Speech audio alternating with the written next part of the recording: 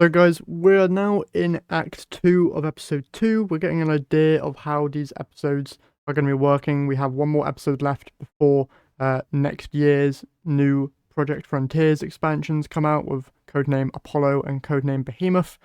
With those expansions, we're set to be receiving a whole load of base game updates in the form of Armor 4.0, where they're going to be changing our legendary armors and implementing some features that we've been asking for a while in terms of armor sets and simplifying stats and stuff. Alongside that, they're also going to be making some changes to legendary weapons in the form of adding new legendary weapon tiers, which is all great stuff, and I'm expecting there's probably going to be a whole load of other stuff that they're going to be adding within next year. But today I want to talk about two main features or changes that I feel like would be great to at least start talking about next year. I do not expect these things to be added next year at all because some of them are quite widespread updates. So yeah, we're just going to be talking about that here today, and let's just get into it. First off, by talking about housing, which is a huge feature inside of MMO games. Obviously, I think Aztecross has made a video similar to this where he goes in depth on housing features in other games like Monster Hunter, Warframe, other games that aren't even MMOs that have housing features. Stuff like that is just a feature in Destiny that I feel like has been needed for quite a while now. It's just a way for people to interact with Destiny in a very unique way that isn't currently available, giving them a space that they're able to fully customize and express themselves in and just have full control over, and just a place to kind of chill outside of just shooting aliens in the face. Because obviously we know Destiny is a looter shooter game and they are very good at making places where you can shoot aliens in the face, but they need to add these more social aspects of a player owned house or a clan owned house that you're able to show off to people and just kind of chill and vibe in. This really should just be a feature in the game already. A load of other games do it and it's just so great. Imagine you go into a brand new raid and there's a collectible that you can earn within the raid which you can then put in your house or something. Imagine all the lore tabs that you see in the lore screen on your character inventory. Instead, you make an entire library or bookshelf or something that you can put in your room that houses every single individual lore book, which you can then flip through and read. Imagine you go into trials, go flawless, and then you can get a trials themed item or something. Just, it's a really good feature, and I feel like Destiny really needs it. It's just a casual thing to go and do and customize and just chill within. Next up, let's talk yearly events. We've had them for a while now. I'm talking Festival of the Lost, Dawning, Solstice, and the Guardian Games. We've had other ones that have been removed as well. The main four that we have now are basically all the same. They don't do anything new, really. They all revolve around the idea of doing stuff that we would already do normally in the game, but now you're getting some exclusive rewards. For the Dawning, you're basically going around different patrol areas, killing enemies in the same ways we have before and getting some ingredients to make cookies which give you some unique rewards. Solstice, you're going to the same place we have done for years and just doing objectives there, getting loot. For Festival of the Lost, you literally go into slightly updated lost sectors and complete those for loot. And then for Guardian Games, you just go into the strike playlist and get some exclusive loot that way, and then the statue changes depending on which class does better in those strikes. In other games, when they do yearly events or seasonal events, they add new things for you to do in the game that you wouldn't normally be doing in that game. For example, during the summertime in Final Fantasy XIV, they add a giant parkour place on the beach, which you can just go and jump around and have fun, and then there's a quest for you to earn some cosmetic stuff. And it's just a unique, fun thing to go and do during the summertime. So I feel like they need to add things like that to kind of just generate more interest rather than, hey, here's an event where you just shoot aliens in the same way you have done and there's a new gun which is not any better than the guns you already have.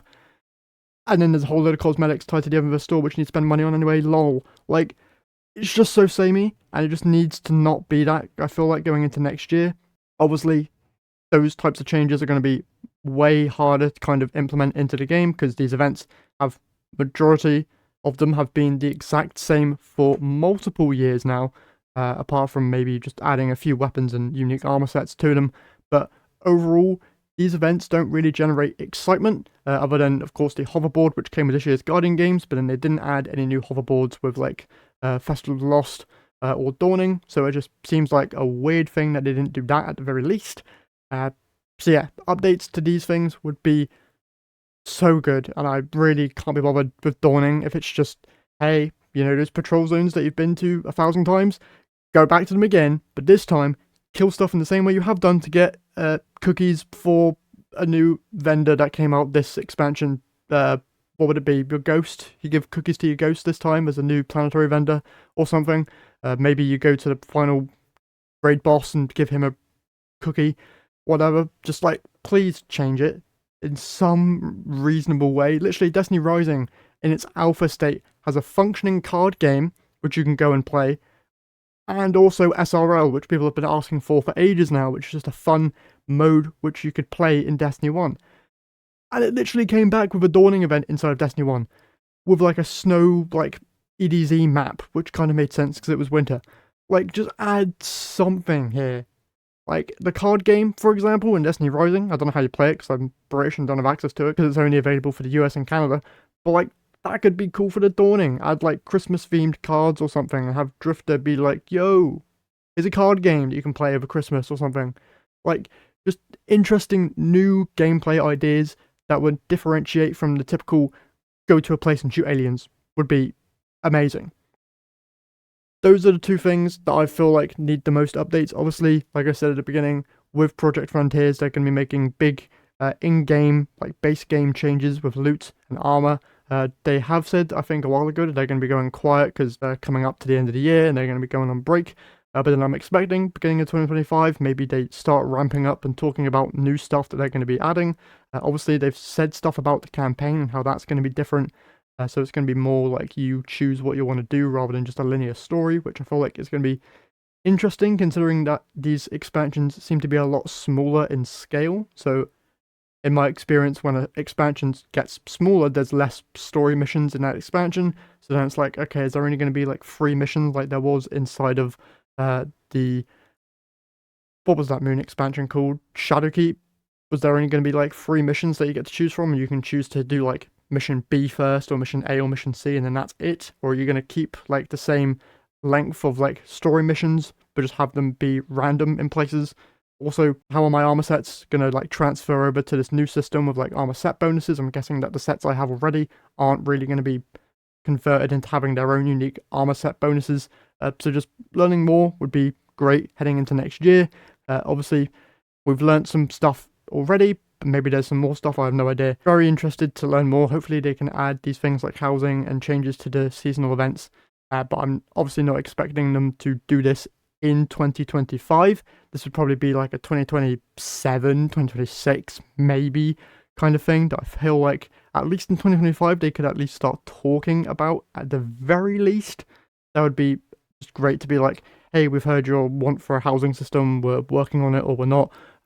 Stuff like that, similar to what they did with a Destiny Classic, which they mentioned about. They're like, okay, yeah, we'll take the feedback. Just some acknowledgement would be amazing. But yeah, that's it from me and my rambling today. Hopefully you guys have found this video at least a little bit interesting. No idea. If you have, leave a like and subscribe as always. That's it from me here today. So I'll catch you guys in the next one.